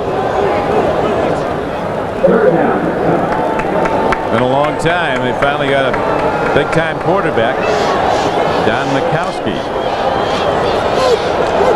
All the great ones don't come in the first round. He came in the 10th. Here's a long ball downfield. That's a first down all the way down inside the 40-yard line. Haywood Jeffries beats the corner and is perfectly led again by Warren Moon for a 43-yard gain. Warren Moon is spectacular. And you know what? I'm going to use a cliche here. This ball's on the money. It's on the money. That's what that means. Watch it. Perfect. A perfectly thrown pass by Warren Moon to Jeffries, and he didn't have to be wide open. Warren Moon, watch the way his delivery is so effortless. He just shows tremendous touch. Tight spiral. Haywood Jeffries. Warren Moon, 18 for 27, 225 yards, 2 touchdowns, and 1 interception. Imagine this guy was never drafted by anybody. Handoff to Pinkett on first down, and he's to the 35-yard line. Not drafted by anybody. That was after he was MVP in the Rose Bowl. Hey, all's well that ends well. He's now a $2 million a year Pro Bowl quarterback. Alan Pinkett, 5 rushes, 19 yards. And it's really, I'm telling you, this group of backs that they have here for the Oilers really keep a defense off balance. You got so many different kind of guys coming to you every time. Just when you bulk up to stop Highsmith, they give it to Pinkett.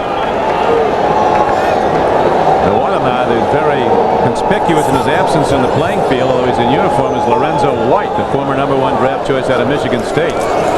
In very little work. Here on second down, Warren Moon slides ahead and is very close to a first down. He had to get to the 28. He might be just short of it. And Warren Moon saying, my fault. I thought the play was supposed to go right. It was a pretty good bootleg anyway. You talk about Lorenzo White. Jerry Glanville calls him Shrine Game because he runs east-west.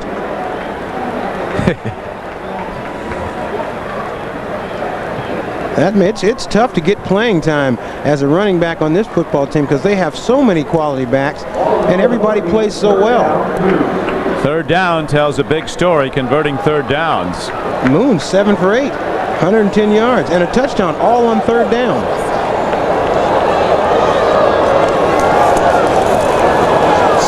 Tried to trap block by the Raiders, but they held their ground. Alonzo Highsmith rocketed ahead. What a player he is. Number 32, Alonzo Highsmith from Miami of Florida. Played with Don Shula's son in high school in Miami, and he only played one day. I believe it's the first time in this game they have. And they tell a story of a foot short. Talking about Alonzo Highsmith, I had fun with him before the game today. I was kidding him about the Fiesta Bowl when they went out there with those flak jackets and the Army uniforms, and Penn State put a whooping on them, and they snuck out of there in costumes. And they came back the next year in one of the great games ever, beat Nebraska. And of course, January 1 of 1990 on NBC Sports. The indications are strong that it'll be number 1 Notre Dame and number 2 Colorado, although the Fighting Irish have to go to Miami this week to play the Canes. They lose there about once every 5 years. Zendejas booms a long one and extends the Oiler lead to 23-7.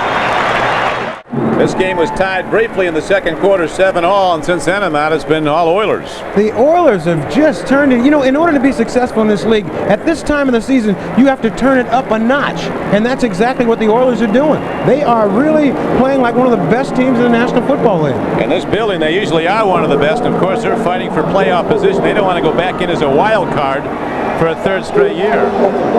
Glanville says too many games on the road to go anywhere. And here is Stephon Adams, who breaks one out to the 38-yard line on the return with 10:17 to play. Berline and the Raider offense comes out looking to pitch. Stephon Adams, that is what he is wearing on the back of his head. It says Raiders, and this thing over here to the left, I could use a telestrator on this one, is a helmet with a pirate with an eye patch, and then number 44 on the right. He has his hair dyed gray. He has taken silver and black to a new level. I think it takes some doing to get all that done on your head. That's a fashion statement. Made a statement. Here's Berline, gets time, throws it over the middle. He's got Mueller. Vance Mueller turns the corner, and he is going to fight his way to the 49-yard line. A first down for the Raiders, who trail 23-7. The Raiders missing a tight end like Todd Christensen, who can work so well underneath all this coverage. Here's another look. Berline looking deep first, and then able to come off to Vance Mueller. After they've got all those linebackers run off deep, they got a guy working underneath, and Mueller makes a nice catch. Pretty nice run. Berline on first down makes the throw and the catch to Fernandez. Beautifully done by Fernandez, making that fingertip grab below the waist. Coming back at the ball. Good for a gain of almost 10 yards. Mervin Fernandez, an excellent receiver. Berline likes to go to him a lot. And talking to Fernandez and Willie Gault, Fernandez caught 5 passes for 101 yards. They said the other day they watched a reel of Freddie Biletnikov's catches. And I guarantee you, if you watch Freddie Biletnikov catch the ball, you will come out of that meeting and be a much better receiver. I told these guys they need to follow Freddie around, take notes whenever he speaks. Well, he could do some catching, that Freddie. It's a pair of the greatest hands that I've ever seen. He had him loaded up too, didn't he? He used to use a little stick 'em on, but that stick 'em doesn't work unless you can catch. Now look, Berline looking for Fernandez. Watch, nice catch with the hands. That's a real good catch. Very good catch with the hands. You'd be proud of that one. I would be, and I bet you his coach, Freddie Biletnikov's proud of it. I talking to Freddie. Freddie said, you know, I let these guys alone a little bit. I try to teach them, but I want them to still have fun and go out and play the game. Well, they got to keep on pitching. Berline checking off on the play now as he's looking at Gault. They double up Gault all game long. Donaldson cheats over the free safety. Berline hesitates and is lost at the 48-yard line. Bears got him. Berline did well not to fumble. He really got a shot on the ball. They have got to try to get this ball to Willie Gault at some time. Berline looking downfield. The Oilers with a tremendous rush and a very good play there by Eric Fairs, who was playing a lot because on the first play of the game, the Raiders lost Eugene Seal. Yeah, he was ejected, was Eugene. Second down and 17 for Beuerlein and the Raiders. A throw, and it's too high and almost intercepted. The ball sailed on Beuerlein. There's also a penalty marker down right where he threw the ball. Could be a hold. It is. Raiders were holding, so it would have come back anyway.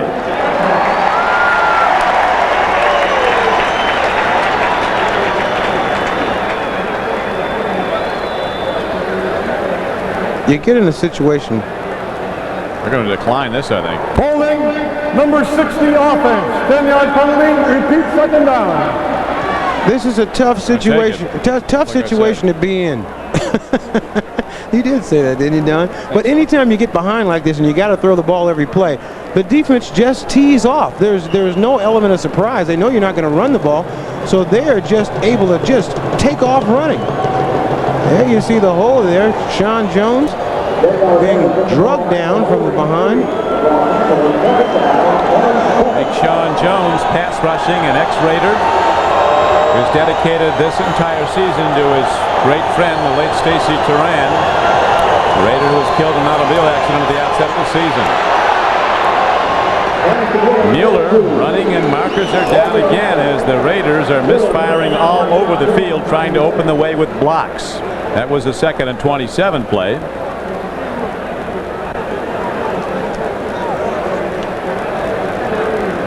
One flag comes, they all come. Could be heading to second in the proverbial fortnight. That's right, a legal receiver downfield. That's a tough thing about a play like that. If it takes too long for the play to develop. Ineligible receiver, number 63, offense, downfield. Illegally downfield.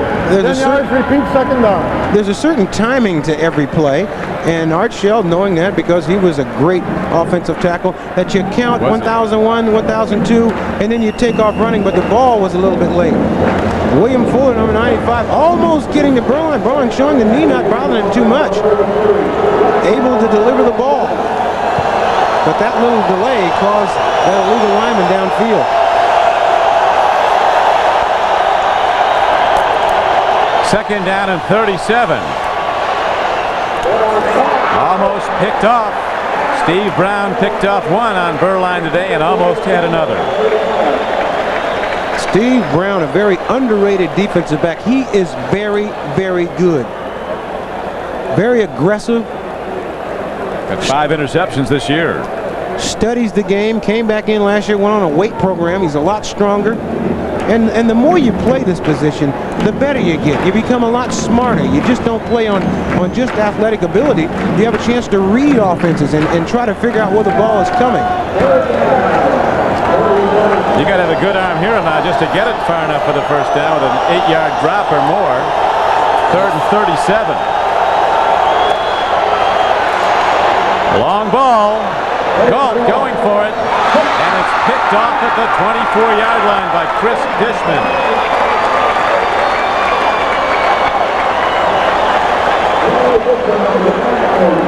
They have a holding penalty, which I assume will be declined.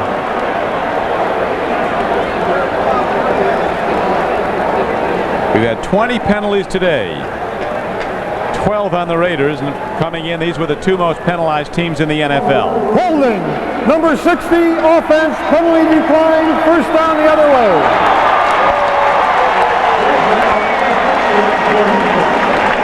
Well, Don, you mentioned that the Raiders were self-destructing, and that's exactly what they're doing. And they're running out of track now. Time 8:22 to go.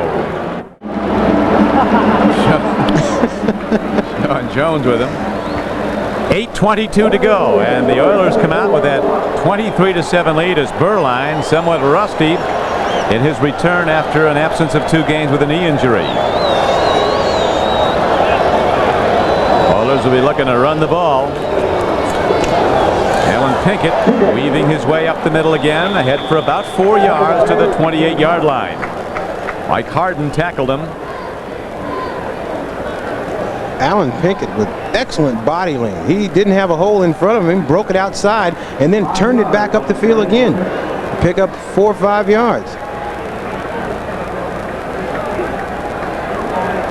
Started every game from his freshman year on in college. Here's the ticker now as you see the Giants still holding to a substantial lead over Seattle. Green Bay has taken a 7-point advantage on the 49ers in the fourth quarter. Rams have made the Cardinals history amidst continuing rumors that Gene Stallings might be out of Phoenix as coach at the end of the season. On second down and 5, Pinkett lost a couple of yards. Howie Long tackled him. And Howie Long has been excellent today. He really has been a force in that Raider defensive front.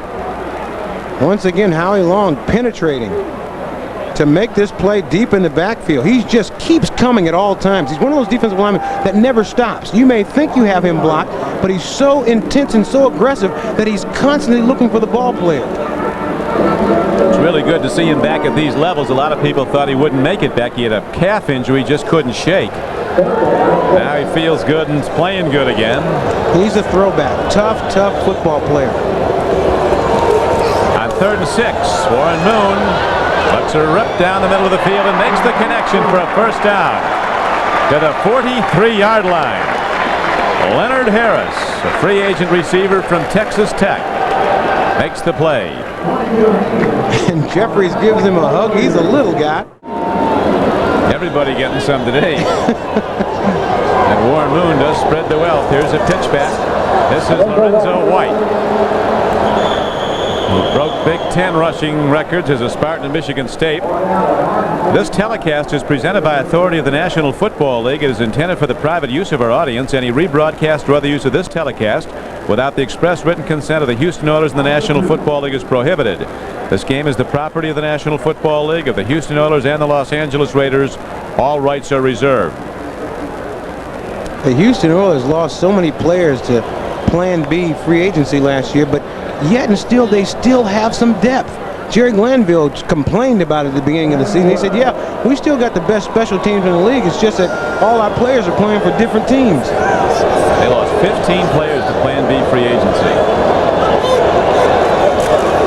Glanville said at the time it gutted our team, took away all our depth. Oilers go back to the run on a 2nd down and 12 play and advance the ball. Lorenzo White gets it ahead for a couple of yards.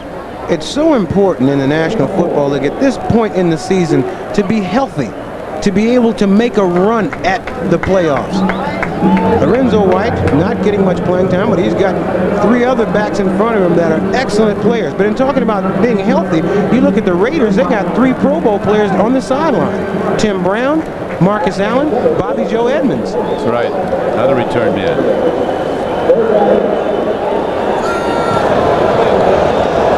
3rd and 9 for Warren Moon and the Oilers. Game clock down to 4:20 to play. Throw and a catch and a first down for Houston to the 45-yard line of Los Angeles. Leonard Harris makes another play. 5'8", 160. And you see Haywood Jeffers, number 84, clearing this route out. Number 83 comes in right where Jeffries left off, and Harris makes a great play. I'm talking to Willie Brown before the game, the Hall of Fame cornerback that used to play for the Raiders, and he said the difference between this team now and us in the old days is depth. He said when he was playing in their heyday, guys were afraid to get hurt because they'd never get their position back. That's the truth a lot of places. Al Davis was saying yesterday that he really feels they're about 3 key players away from having a real standout football team again. Lorenzo White runs again. Al Davis will find those 3 players. I guarantee you. Week 11, Kansas City and Cleveland played through overtime with nary a score, and they ended in a 10-10 tie. Half game won and a half game loss for each. Cincinnati, with a victory today, goes to 6-5. The Steelers go to 5-6 with their win over San Diego. Miami, with a fourth quarter touchdown, rallied to beat Dallas. And New England, with some late scores, beat Buffalo. A tie is the worst feeling in the world for a football player.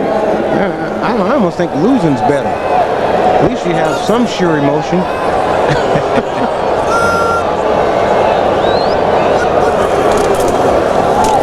Moon to Pinkett. Alan Pinkett breaks it. He's inside the 30, cuts back, and he's down to the 20-yard line.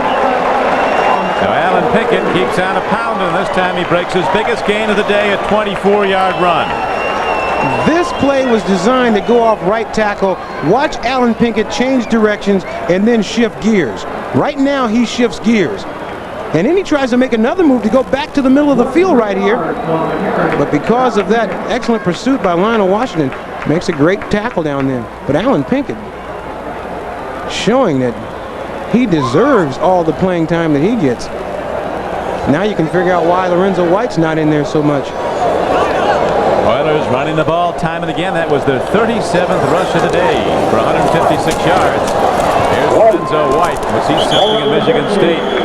4,500 career yards, averaged 4.6 a carry throughout his college career. Scored 41 touchdowns. And he's a player that could start for a lot of other teams in the National Football League. Got that well-grounded amount. He's got those 14 shoes. Reminds me a lot of Chuck Foreman. Used to play for the Minnesota Vikings. Same kind of runner. Excellent out of the backfield. Same size, same number. Remember in the playoff game last year at Cleveland, Jerry Glanville said he's the best bad field runner we got, with size 14 feet, triple D or triple E or whatever. Jerry Glanville is subject to say anything. We found that out after we've been around him. Well, he got bit by that snake and they wanted him in the hospital, but he wanted to hear Jerry Jeff Walker was playing that night for the Oilers. Jerry Jeff came over to serenade the Oilers at their Saturday night dinner. Well, he also has a Monday night radio show that he shows up in tuxedo. He wears a tie and tails.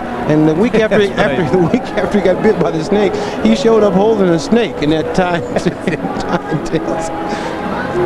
He is a colorful coach, and just a wonderful guy, very funny, enjoys the game, doesn't take it too seriously. And there's his wife on the left, and she has to put up, she says she has two sons. The little son and Jerry. That's right. At least that his enemies asked him how the snake was after he was bit, and he said he had good news for them, it was dead. And he said the only reason he didn't die that the snake swallowed a rat, one of the writers here in Houston.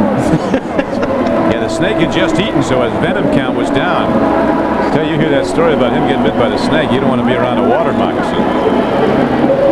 Man. He has taken this style of football wherever he has been. When he was at Atlanta, they had the same kind of sock you in the face, knock you down kind of attitude. They had the same thing at Detroit.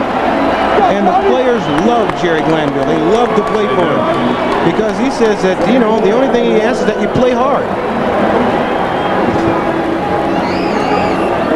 Cody Carlson now in at quarterback after an extremely well done job by Warren Moon. It was spectacular all game long.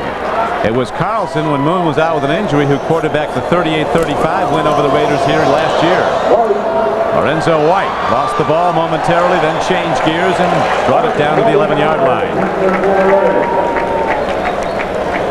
They are having a good time over there on the sideline.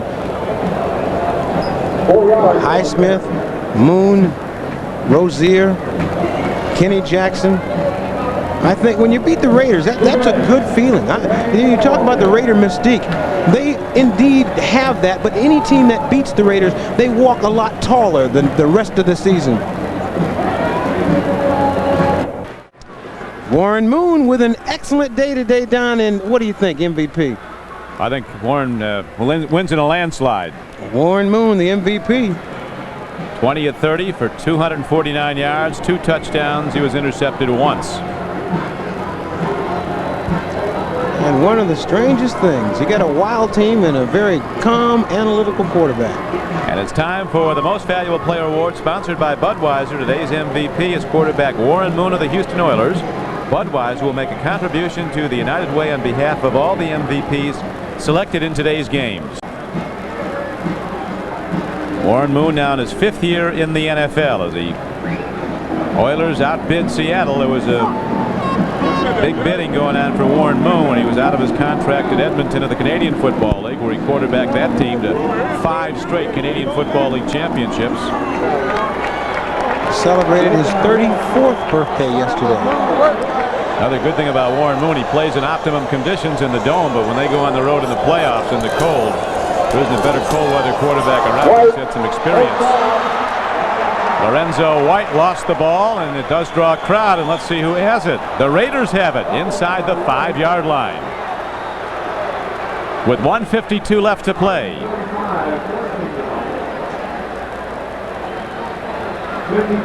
Vince Evans is talking there with Art Shell and Terry Obisky on the right. Vince Evans used to play for Chicago, played in the replacement games, and Al Davis said he just likes his athletic ability. We'll get a chance to see just how much of that he has now.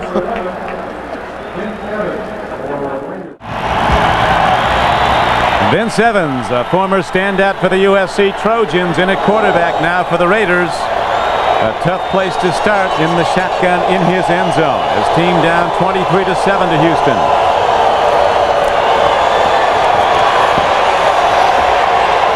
Long ball out there is Willie Gault, and he has the ball at the 45-yard line. Where's that play been all day, Ahmad? Well, they've had 3 or 4 people around Willie the entire day, and Willie's done a fine job in clearing out. I know he doesn't like to hear that. No receiver likes to be on the field when you just clear out, but he is very effective in that area, just enabling the other. He's responsible for Fernandez having a big day today. That was good for a 41-yard gain.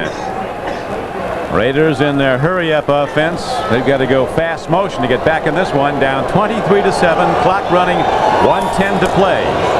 Evans again as the pocket moves with him. Sprints to his right. And goes down at the 33-yard line. That stops the clock temporarily when the quarterback is sacked in the last 2 minutes. Glenn Montgomery got him, number 94. Glenn also forced a fumble earlier in the game that led to an Oilers score. You have time to throw this ball, but not this much time. I think that Evans thought that he was going to just step around that tackle attempt, but it's a fine play by Glenn Montgomery. Now the Raiders take a timeout with 65 seconds left in the game. Raymond Burr stars in an all-new Perry Mason mystery movie, The Case of the All-Star Assassin. A world premiere movie tonight only on NBC. Don Criqui with Ahmad Rashad at the Astrodome in Houston, Texas. 1:05 left to play. Vince Evans in for much intercepted Steve Berline now, and he throws downfield as Evans and makes the connection out to the 43-yard line.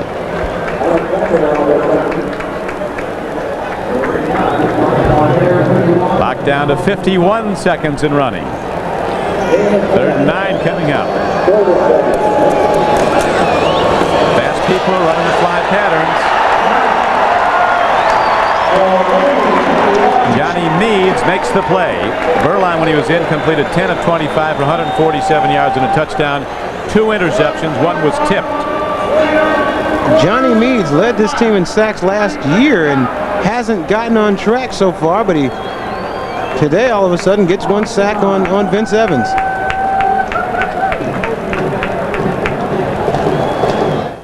Berline actually intercepted 3 times today, returning after his absence with a knee injury. Vince Evans getting playing time now, but not much time left for the Raiders. 41 seconds to play. But Art Shell is very open. He says that Berline's his quarterback. Jerry Glanville knows who his is. Warren Moon, today's MVP.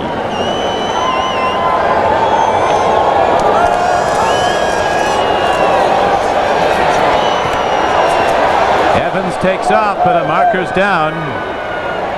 This all an exercise in futility as it was an illegal block for the Raiders, a holding call. The Oilers still want the ball with just 28 seconds left to play. Now they're going to rule they got it. It indeed was an exercise in futility, or worse for the Raiders, as they lost the ball. Holding. Offense. Penalty decline. Fumble recovery. Houston 1st and 10.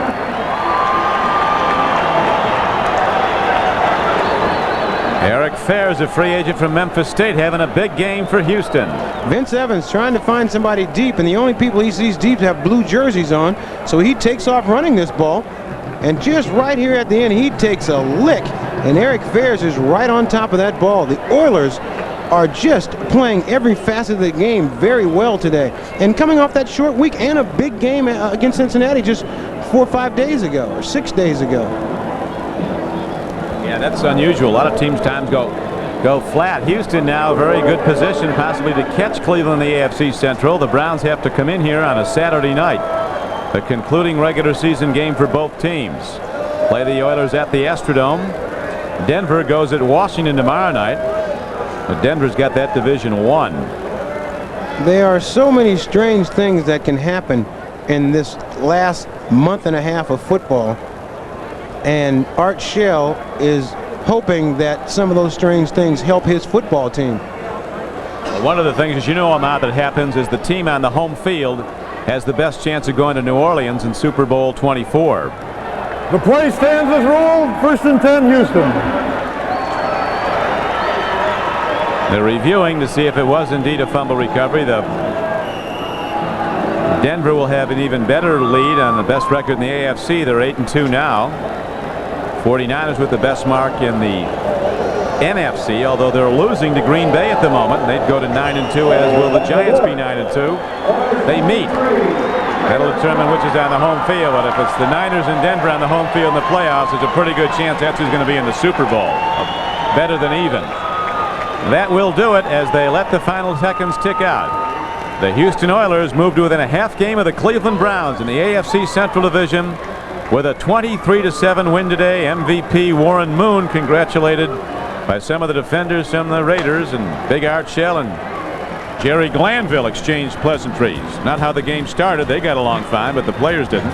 Two fine coaches in the National Football League, and Art Shell, just the man that can bring these Raiders back. And Jerry Glanville has brought Houston back. We'll return to the Houston Astrodome in a moment, where the Oilers today prevailed.